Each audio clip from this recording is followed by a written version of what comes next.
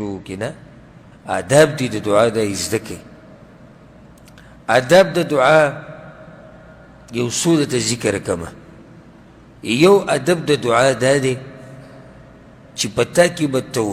توحید الله د مشرکانو دعاګانې نه قبلوي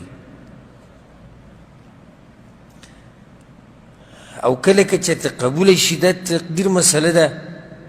خو د دې د لاسه نه چې دا سړی یو په ده کې توحید دی نه په مشرک کې توحید کمزې کې دی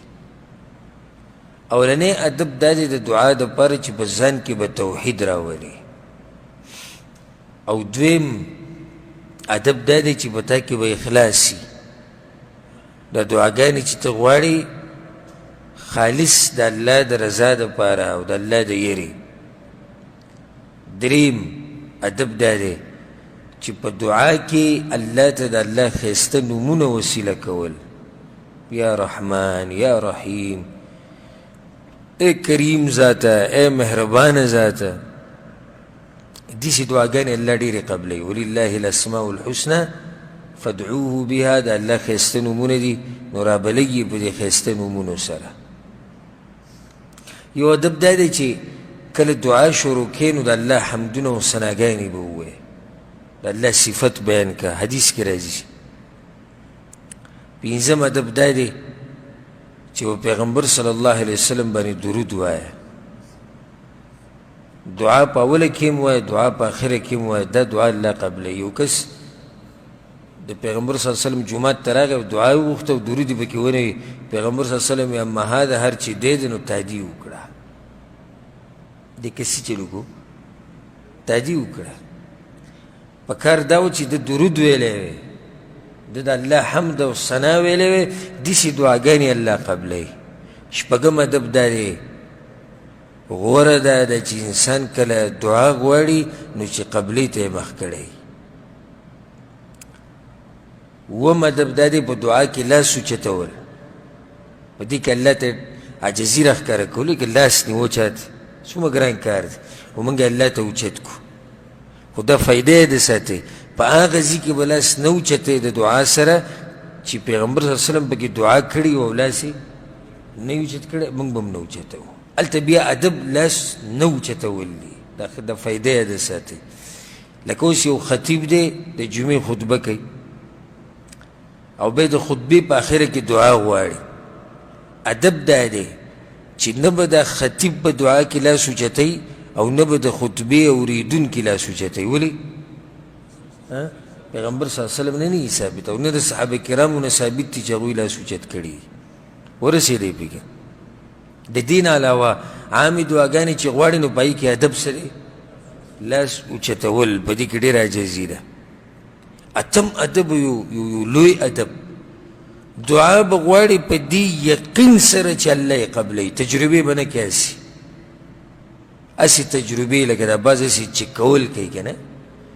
دا دعاګانې الله نه قبلوي یقیني چې زما دا رب به زما دا دعا قبلوي نهم ادب دا دی چې دا نه چې صرف یو پرې د دعا وغوښته خبره ختمه شو ته به بار بار دعاګانې غواړې بار بار به دعاګانې غواړې یو پیر به الله دغه دعا به درله قبوله کړي نور هر وخت کې تا ته یو فایده میلاویږي حدیث کې راغلي درې فایدې دي په دریو کې یو لازم میلاویږي یا خو به درله الله دا دعا قبوله کړي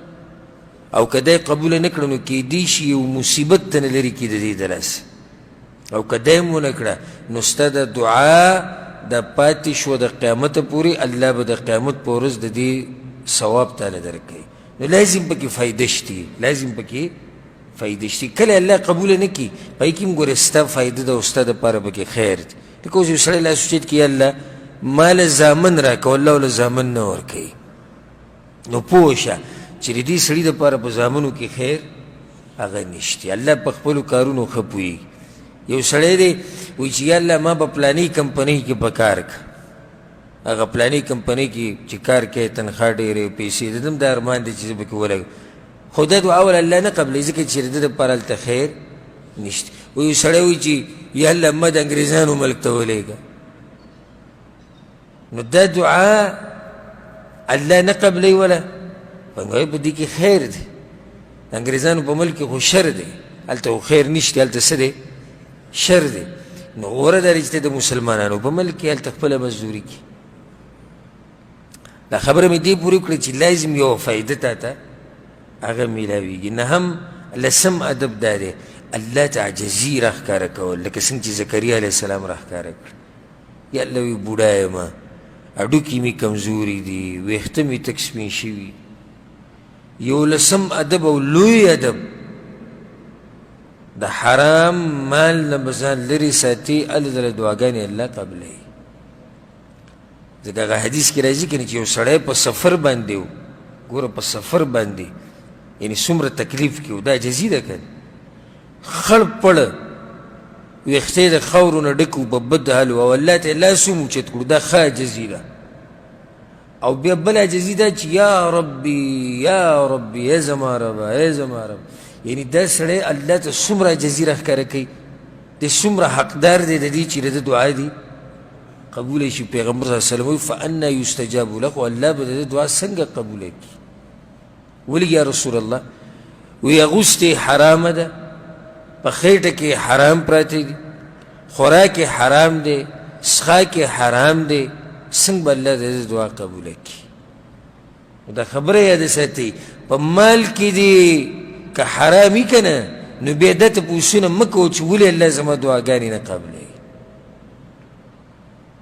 او حرام خو بیا ډېرې طریقې دي او ډېر اقسام دي، هغه موضوع زمانه ده، ما په دې باندې یو بیان کړی دی، هغه ولټوئ وایي ورئ. حرام مال په دې عنوان باندې د حرام مال اقسام زده کوي، ډېر خلک پکې پراته دي، او بیا لاس اوچت کوي او بیا وایي، بیا تپوس هم کوي الله زما دعاګانې نه قبلوي. نو دولسم ادب به دا ذکر کو اخرنی دعا په پټه کول، لکه څنګه چې چا وکړه، لکه څنګه چې زکریا علیه السلام وکړه.